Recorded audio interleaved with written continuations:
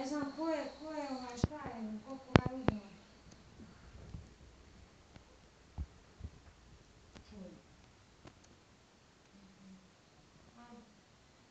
Nećemo, čini nešto i nisam.